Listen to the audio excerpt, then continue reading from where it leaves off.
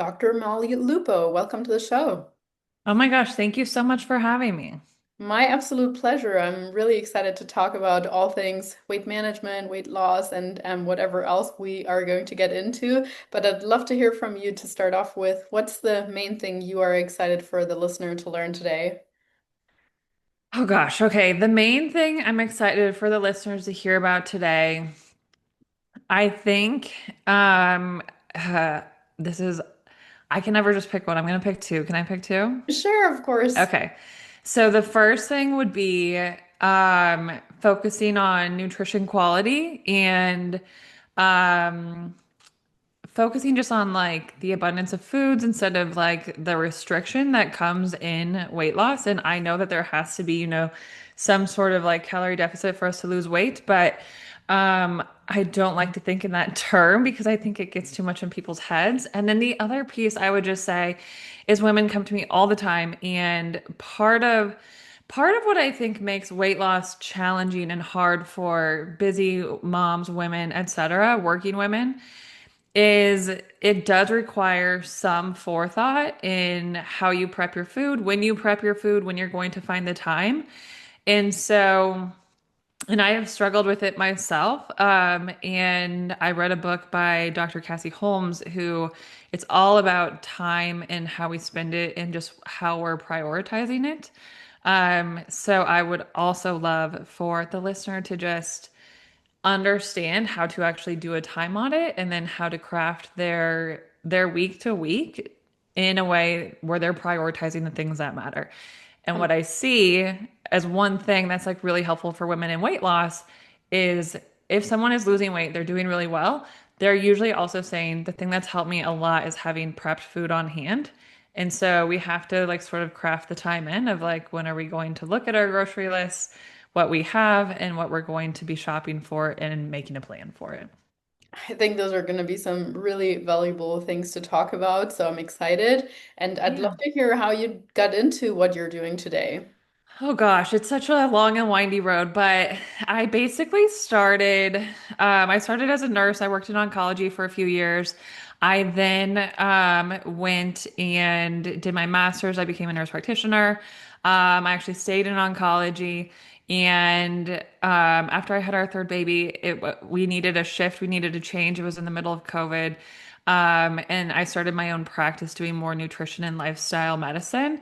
The biggest thing for me was I was seeing these patients every single day, day in and day out, and they were all saying like, "Well, what can I do in the face of this life-threatening diagnosis?" And you had 10, 15 minutes with them and that's it. And I think I've always had a passion for just health and wellness and all of that. And so I started my own private practice at that time. Um, yeah, that's how I landed here. So I have a private practice doing more of the weight loss medication management side of it. And then I also have a coaching practice where we lean more into the nutrition and lifestyle pillars. Very cool. Awesome. Well, I'm excited that you went out there and started your own thing. And very impressive doing all that with three kids as well. So hats off to Four, actually. We've four. we've Wow. we've added one since then, but yeah. Amazing. Well, congratulations on that. But yeah, Yeah. let's talk about weight management. You mentioned that there is more than meets the eye, that there is a bit more nuance and that we need to look a little bit deeper. What exactly do you mean by that?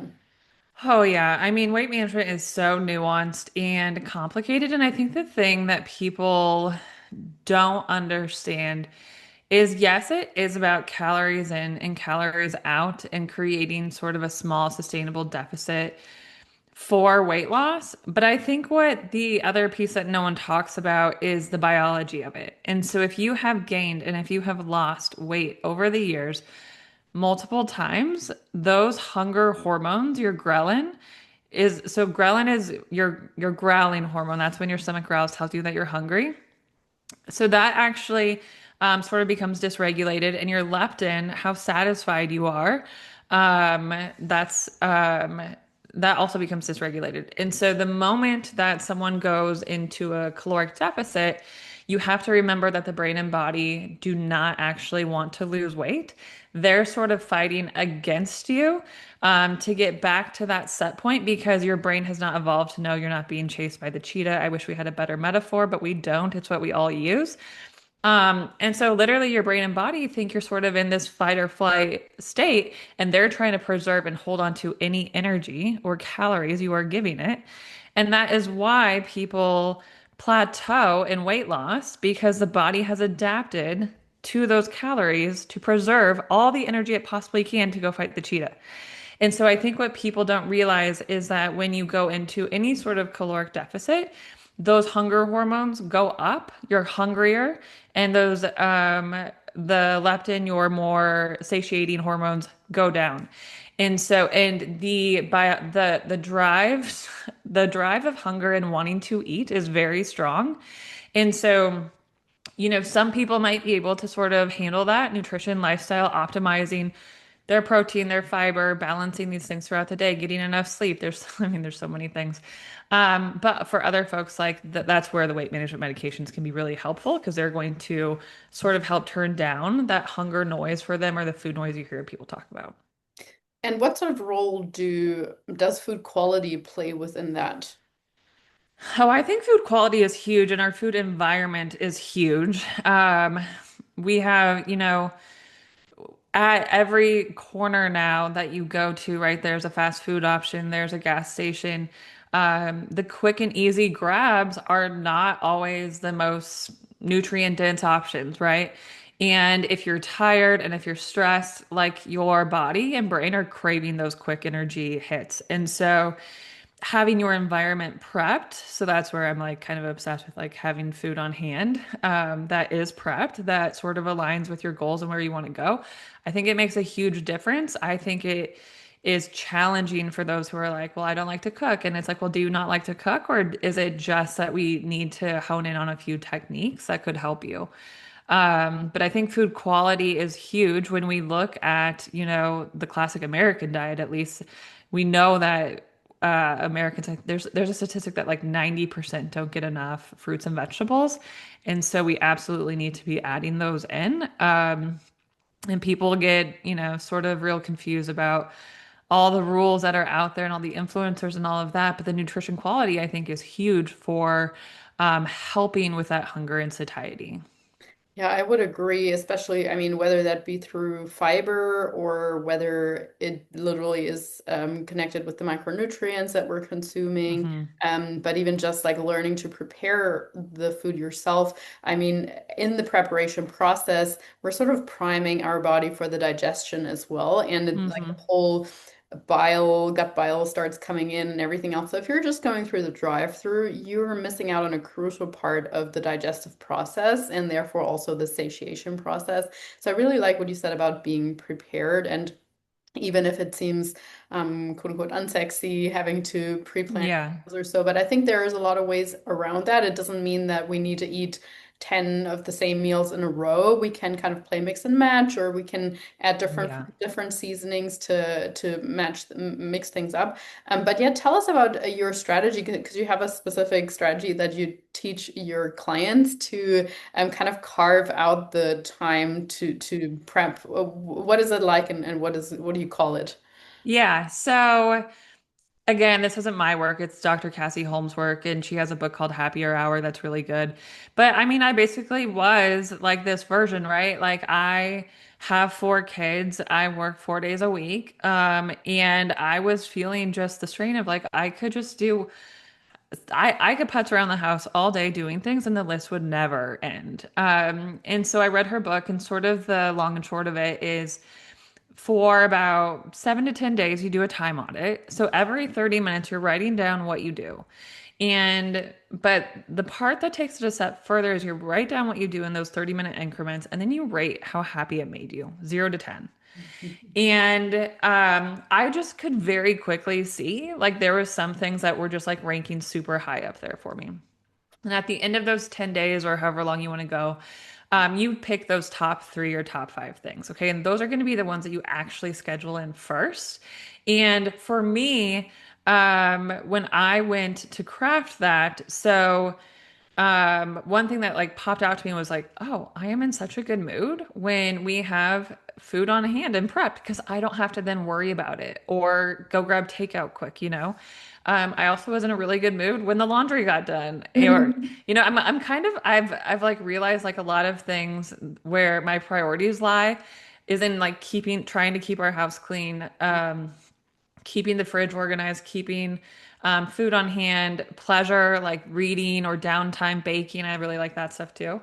And so once you have sort of those top 3 to 5 things where those are your top sort of joy things that are bringing you, then you're going to look at your calendar and you literally just write out. And first you block off all your non-negotiables. So if you work like 9 to 5 every day, you're putting work in. If you commute an hour to your job, that gets a spot. And pretty soon, what you're going to see is some blank space, hopefully. Mhm. And in that blank space is where you can start to prioritize and plug in these other things that are important to you. It was an incredibly helpful tool for me. The other thing that I would add here is I don't think it's hers, but she talks about optimizing your energy. So like I'm totally a morning person. Like I get everything done in the morning, in the afternoon. I'm like, it's time to recover and rest and put my feet up. And so knowing that about yourself and knowing sort of what your energy type is, like do you get more stuff done in the afternoon or are you a night out, whatever. But that's helpful too for when you go to prioritize and put those things in. Yeah, I love that. I think it's important to do a time audit like this from time to time because otherwise you're like, I don't know where to put this and that, or I don't know how this just got away from me. And it's so easy to quote unquote waste time. Like that might seem helpful. Let's just say you're answering messages or whatever, like Yeah. on your WhatsApp or so, and you think, oh, I need to catch up with this. But if you actually dedicate 30 minutes specifically to it at a certain point, it's gonna actually take up less space, also less mental space than if you Mhm. do 2 messages here, 3 messages there, and you're always like half assing stuff all the Yeah. time. And like half your mind is there, and you're not freeing up your mind for actually quote unquote productivity or planning ahead. So I think this is really, really important there. Yeah, oh, that reminds me of 2 other things I want to share about this. One, I was totally the fragmented person where I was like, okay, got to sign the kids up for this, so I'll do it in between this patient or this client, and then I'll do this over, you know. And she really talks about how those are like just energy zappers. And what I started doing is I have like a notes app on my phone, or I have a note for this, and I just call it like Lupo Admin Life. And when the thought pops up in my head, I put it in that list. And then when I'm time crafting the week, I say, like, this is the admin time because then I can just knock out the entire list in 30 minutes, 45 minutes, and be done with it. Versus acting on every single impulse. The other thing that I think is super important is taking however much time you have 20, 30, 45 minutes, but sort of like visioning your month, going through your calendar. What is actually on your calendar this month? Like, do you need to buy birthday gifts? Is there a barbecue coming up? Like, get all of that stuff out of your head so you don't have to like be thinking about it in between. Because once your brain knows and it's settled that, okay, I've already addressed this. This is what we're going to do. This is what I'm bringing for a gift. I've already ordered it, whatever. Then your brain can start to free up and start to think about some other I things. love that. I'm sure that a lot of people wish that they would get to that point, and you've given a very actionable strategy to do so. So I think that's really, really important. And of course, even also when it comes to other long-term goals, let's just say you want to save up for something in particular because you have this garden project or you want to run a marathon next year or so, like just using that time for visualization because so many people they don't live the life that they actually love, not because they don't ever take action on anything, but just because they're so stuck in their everyday rut and they never take the time to actually define on, okay, what it is that they want or how to Yeah. get there. So I think this is really, really important. I think you can start to feel just so wrapped up in the moments and you start to like sort of the narrative becomes like I just don't have time and I just got to go from A to B to C to D and now it's time for bed. And I think that the time audit, time craft, and then the vision piece of it is just it can just change your I've not had anyone do that time audit and time craft and not find some empty Mm. holes. to fill their buckets back up, you know? Very cool. Yeah. I heard this analogy or metaphor, whatever you want to call it, just recently, and it really hit home to me where it was like, okay, you ha are dealing with a gardener or someone who's cutting down a tree, and you tell them, hey, you need to take half an hour every day to sharpen your saw, and you'll actually cut the trees down within an hour. And the person turns to you and says, no, I'm too busy. I have 3 trees to cut down. And you're like, but why don't you stop? Cutting down the tree with a blunt saw is going to take you Yeah. 4 hours. But if you stop and you sharpen it for half an hour, you're going to get it done in an hour and you're going to do an immaculate job at that. Yeah. But I think so many people, like we're both smiling because it seems so obvious, but so many people are stuck in this. I can't take a pause. I can't meditate. I can't do all, Mm. I tr work out or whatever because I'm too busy. No, you're too busy because you don't make time for the things that will make your life easier, actually. Yeah.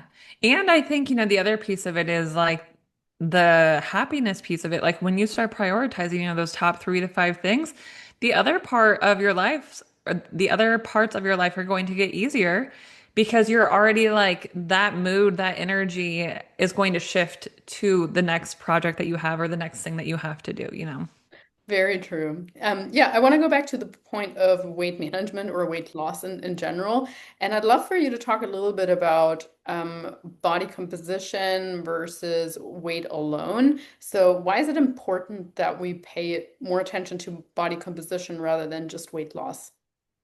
So, the biggest reason I think for body composition versus just weight loss is A, just zooming out the lens. We have been taught and conditioned that the only thing that matters is the first thing that you do when you get up in the morning after you go to the bathroom is go step on the scale and is it up or is it down? And if it's up, now what am I going to do? Because now I'm feeling bad about myself and how am I going to restrict today? And how am I going to and it's just a narrative that really doesn't serve you. And so, of course, body weight is one piece of the factor, but it's not all of it. Same thing with BMI, same thing with any of your metabolic profiles from your lipids to your fasting blood sugar, your fasting insulin, all of that stuff. It all has a place. It's all important. But if we zoom out the lens, there's more than just weight for how we feel. And so, body composition is just one more of those pieces that we can look at and start to say, oh, well, her body fat percentage is here. We would like it here. What are we going to do to get there? And the reason why it's important is because it's going to also sort of look at the bigger picture of your lean muscle mass, right? And your lean muscle mass is one thing that you have some control over in that the more you strength train, the more that you progressively overload, you can build that lean muscle mass. That lean muscle mass is the only thing that can impact that basal metabolic rate to build it, to make it higher. And besides it building a higher caloric burn rate, it also does things like it helps so that as we age, that we're aging strong, that we don't end up getting osteoporosis, that we don't end up falling and breaking a hip. It makes insulin more sensitive. It makes your blood sugar more sensitive. It makes lipids better. And on top of all of that, just how empowering strength training can make you feel. I kind of got off on a tangent. I'm not really talking about, but it directly correlates to body composition. So, the body composition is just one piece out of a big puzzle that we're looking at and that we want to say, where is it at? Do you want changes here? If you do want changes, what's our action plan for you to get there? And also just being patient with it, right? Because body composition doesn't change overnight, like weight loss and weight gain can sort of falsely feel like, but body composition is the long game. Body composition is you leaning in and day out and building that strength to be able to see the results.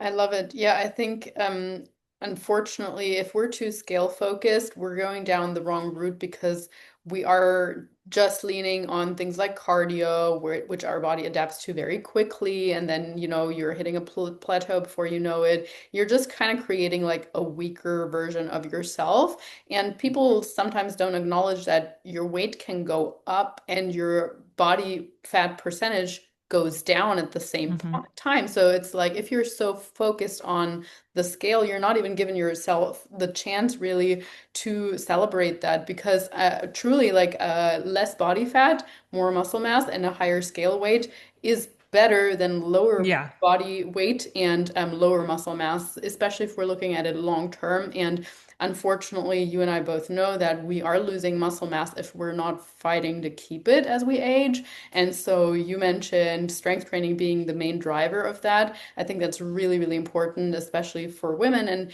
historically speaking, many women were afraid of having or doing resistance training or maybe just They in, are still afraid. They yeah, are still afraid. I had someone unfortunately. message me last week and she said, "Oh my gosh, I'm finally lifting heavier and I can see the body composition change, but I was so afraid for so long that I would get bulky." That And it, it's like, nope, you got to work real hard to get there, sister. Absolutely. Yeah, totally. And I think sometimes the other part is that they just say like, oh, I just love running or it's easier to go running than going to the gym or I love my group fitness classes and stuff. And I mean, mind you, not everybody needs to be lifting a super heavy barbell, but unfortunately most group fitness classes with their tiny little like 1 or 2 pound Yeah. dumbbells, you're gonna plateau out very quickly.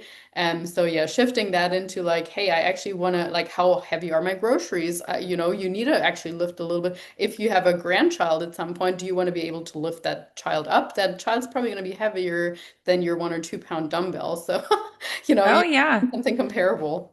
It's totally, and the piece of like the 1 to 2 pound dumbbells is so funny because it's so true, right? To build lean muscle mass, you have to overload the lean mass, right? You have to load it.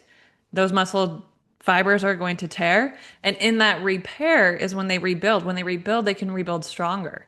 And if you are not pushing yourself to that limit or whatever, it's going to be a lot harder for you to build that lean mass, feel the differences, all of that. Absolutely. Yeah. So I guess happy and unhappy to hear that you received that message yesterday, but it just goes to show that we can't over repeat that message enough, probably. And I mean, we touched on the point of like hitting a plateau if you're just running or just doing the same thing over and over. And I'd love to hear from you just as it pertains to weight management, how we can break through plateaus, whether that's through food or training. Yeah, well, first of all, we have a lot of calculators out there to sort of estimate your energy expenditure, how much calories you're burning in a day.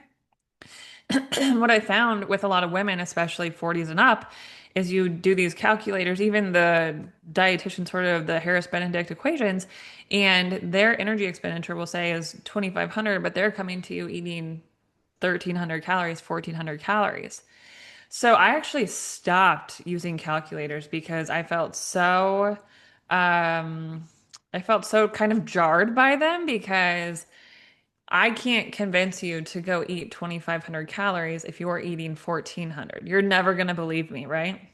And so the first thing I do with women is not go into a deficit. We actually try to find your maintenance calories. And we do that by a period of weighing and measuring what you're eating and trending your weights. And this is a place where weight can be helpful. And we are not tracking and measuring in that time frame to lose weight. We're like I just tell them just eat. Just eat until you're satisfied. And most of them have never heard that in their entire lives. And that feels very foreign. But then they start to say, oh my gosh, actually, I have better energy. I actually feel better. Oh my gosh, this feels so much different. Okay. And then from there, so once I build them to at least a place where I feel like they can cut without sacrificing a ton of hunger and satiety, like dysregulation, then I will cut them. But I only do it for like 8 to 12 weeks max. I think being in a cut is a huge mental load for women. And I think it eventually those hunger and satiety hormones are going to catch up, right? They're going to say like, we are hungry. We're not as satisfied with what you're giving. It's going to be sort of this discomfort of like learning to tolerate that discomfort. And so I'm a big believer in figuring out maintenance calories first and then doing a finite cut, but having an end goal, not just being in this cut for the past year of on and off, and I'm on during the week and I'm off during the weekends. Like we're gonna dedicate, these next even 4 weeks, right? You don't have to go super long. You can get meaningful change in in a shorter amount of time. But so that's the next step. And then the third step, um, whenever they finish up either the 8 week or 12 week, however long they want to go, then going to maintenance, going back to maintenance for a period of time. I would probably prefer them to go, 4 to 6 weeks, but you can go 2 to 4 weeks and then go back. But I want to give the body a break. I want to give the brain a break. I want to sort of recover the body a little bit and then go back into it. And yes, if you lose a significant amount of weight, you're not going to need as much calories as you did before. And that's because there's not as much of you now. Um, and so going back and finding the maintenance calories there. And actually, the other piece that I think a lot of people don't think about, but there's a lot of validity to spending time at maintenance and actually just working on building that lean mass, even a little bit over maintenance. Because again, it's going to build your metabolic rate. And you have all these women who have yo-yo dieted on and off for the past 10, 20 years. And that metabolic rate has adapted. And so we have to get them a little bit higher so that they're not hungry at night.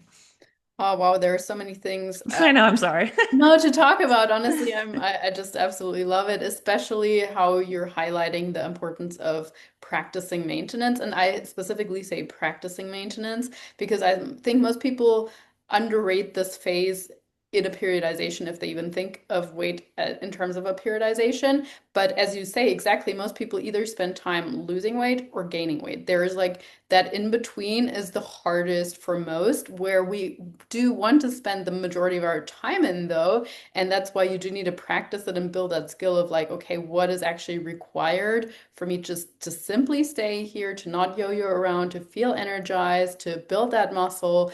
And that's where we can truly thrive. That is like the place to be. So I love how you're like really emphasizing that in your coaching and also that you're capping the time of the cut for mental and physiological reasons. And I think the third thing that you highlighted so well is like let's not half-ass things because that's the other thing. Like when people do these never-ending diets, it's like you're never fully committed and like you're just sort of like swishing around your life, which is busy, and then one day you're hitting it and one day not. No, let's get in and out. Like let's commit Yeah, to this. And we're not gonna pick a period of time where you're like on vacation, or we're not gonna pick a period of time where you have 100 deadlines at work. Like, let's plan right. it out and make sure you're actually able to follow this. So, this is like super, super valuable what you just laid out there. Yeah. Yeah. Yeah, and so is this basically your 6 month lifestyle program Nourished, or maybe you can take us a little bit through what that entails all in all? Yeah, so Nourish is my 6 month nutrition and lifestyle coaching program. I started it as a 3 month program, and then I was like, oh, well, at 3 months, we're just finally getting them like to a higher maintenance level. And truly, I was like the women who come to me and who want to work with me, we've got deeper resolve to get after than just the weight loss, right? And so that is part of the process that we figure out your maintenance calories go into the cut from there. But it's also deeper than that, right? It's how are you actually sleeping? Because we know that if you're not getting, an adequate and quality sleep, then also those hunger and satiety hormones I talked about earlier are going to be dysregulated for the next day.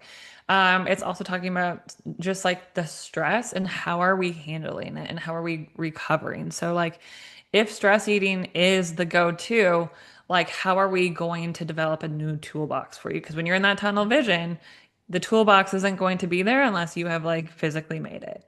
Um, what else? So nutrition, sleep, stress management, and of course movement, right? I always tell, and I just told my women inside Nourish this past week, I said, take off all your calorie burners from your watches, from whatever device it's syncing to. I don't want you to pay attention to it anymore.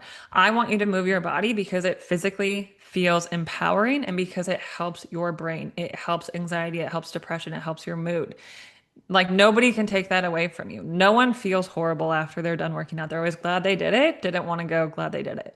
And so moving for a way that feels more nourished and more just as a place of this is what I do every day to help take care of my body, I think is incredibly powerful. Because there was a point in my life where I was like, looking at the calorie burn and then seeing how can I fit ice cream back in. And that is just like not also the point that I'm going for. And I want people to feel nourished. I want them to still include their favorite foods. I want them to find pleasure in things other than food. That's another thing.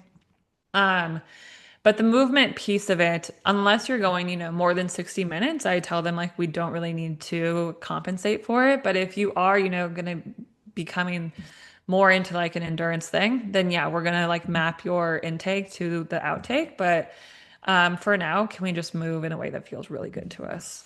Yeah, and I think to that point, also these trackers are so inaccurate and like Hmm. really like if people think like, oh, I just burned 1,000 calories with my spin class, I can go and have a burger and fries tonight. It just also encourages such an unhealthy relationship with food of like of exercising something or Yeah. yeah, so I think that's a very good recommendation. And just circling back around to the plateau thing. So let's say that someone who is going through a weight loss phase themselves, they have seen progress for a couple of months, and now they're like hitting a plateau for, let's say, 2 to 4 weeks. The scale hasn't moved.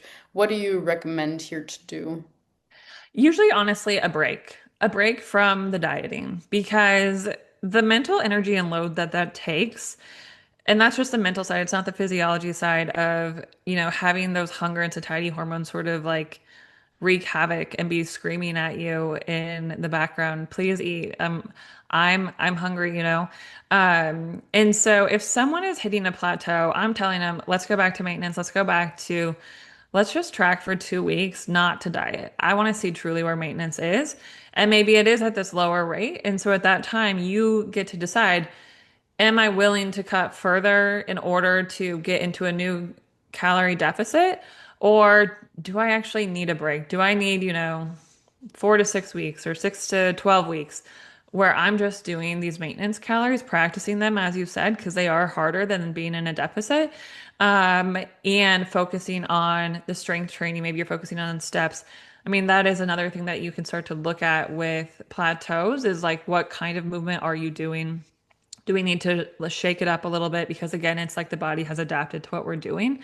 And so, do we need to, like our steps at 6,000 and we have room to improve there? That's just like one way to create another little tiny pocket of a deficit. But honestly, for most people, take a break.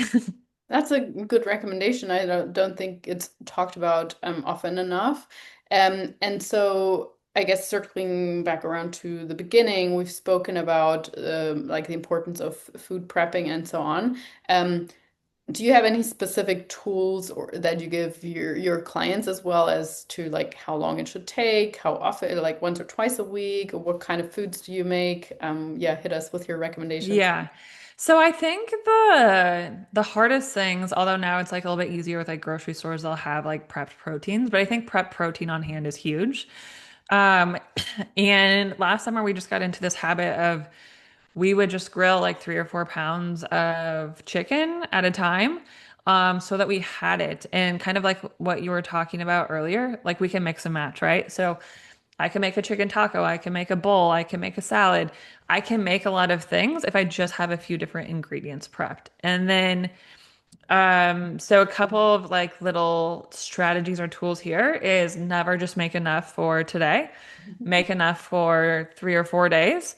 Um, because you can either freeze it if you're not going to use it and pull it out on a day when you don't feel like cooking, or you can just eat off that all week. I typically always have at least sort of like two lean proteins prepped and on hand. I have like a Chipotle chicken that's a copycat recipe that like I'm obsessed with, but I've actually gotten into this like reverse marinade situation where you sort of pat your protein dry, salt, pepper, a little bit of oil, grill it, and then you toss it in the marinade. It's so good. So that's a little tool. What else? Keeping a grain on hand, I think, is super helpful. I have a rice cooker and I'll just do like a double batch of like quinoa or rice. Because I think it's easy to fill in with your veg and fruits. Like fruits are usually fresh and you just have to cut them up or just eat them. And then frozen, like I keep a ton of like just like frozen mixed variety veggies in our freezer because it's so easy to just add and heat it up quick. Um, I will sort of like I'll also like roast maybe a big pan of them if I want to. But it kind of depends also on the season. And I heard this really good tip from a chef once, which she was like, in the summer, you want cooler things because you're hot, and in the winter, you want colder things like the soups and the wraps and all of that stuff. And so I think that's a helpful tip, like sort of like knowing what you're actually craving. And then this is one last tool that was really helpful for me when I first started this journey is we had a horrible takeout habit. And I would ask myself like, well, what is it from takeout that I'm really craving? Is it a burger? Is it Chinese food? Like whatever it is, but then I would just figure out how to spend that into like a more healthy um meal and just always add the veggies. Always add the veggies.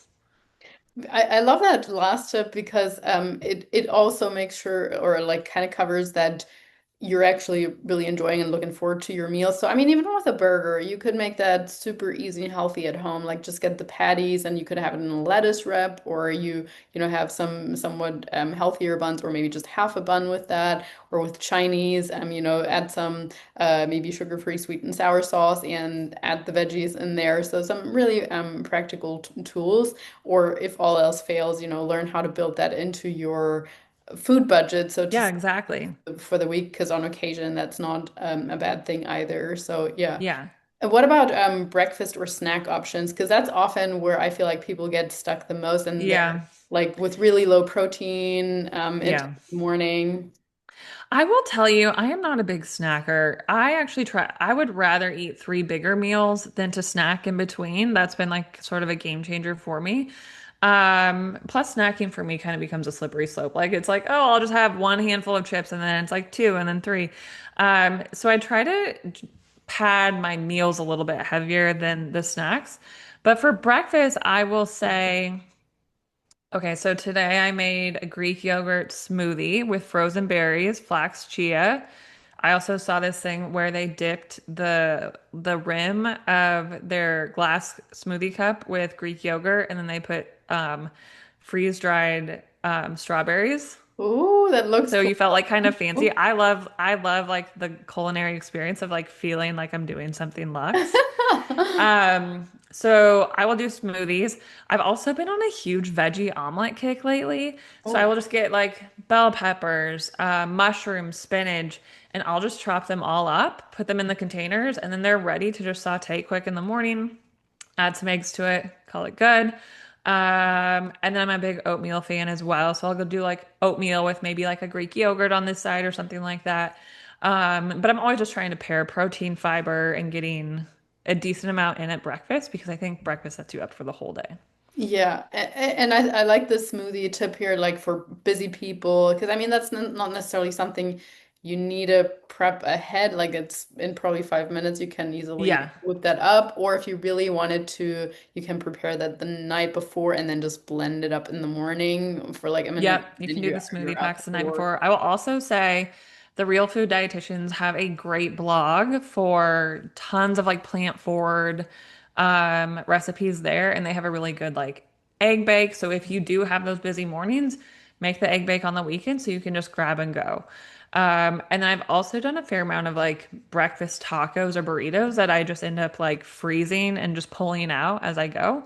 It's just a way to control for, again, just the nutrition quality, making sure like you can buy these things, right? But I think that when you can make them at home, it's just a little bit better.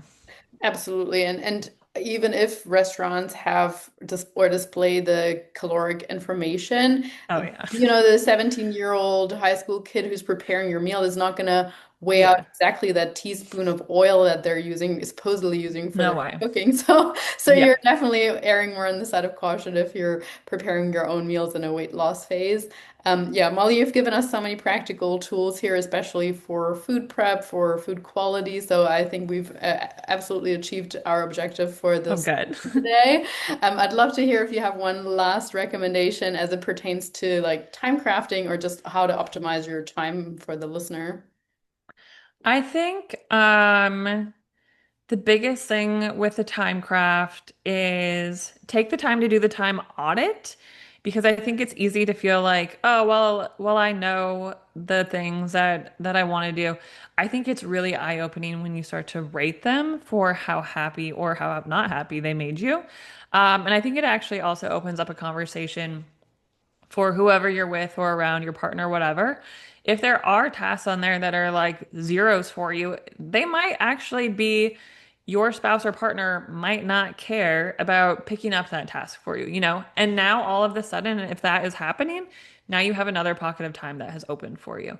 And so I think it's just an eye-opening experience for figuring out and really putting pen to paper, like truly what things are bringing you joy, how you want to prioritize it. And I will say, in the summer, you know, when the kids are like in camps and the schedule is so wackadoodle, a time craft is so helpful on a Sunday afternoon to just take 10, 15 minutes to draw out the current schedule and look at where your pockets are, plug in the times where you're going to do the grocery shopping, where you're going to meal prep, where you're going to read your book, where, you know, the things that actually bring you joy because the happier you are, the easier all this other stuff is going to be.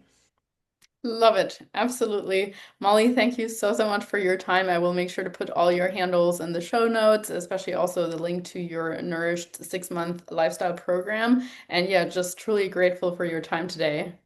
Thank you so much for having me. It was so fun.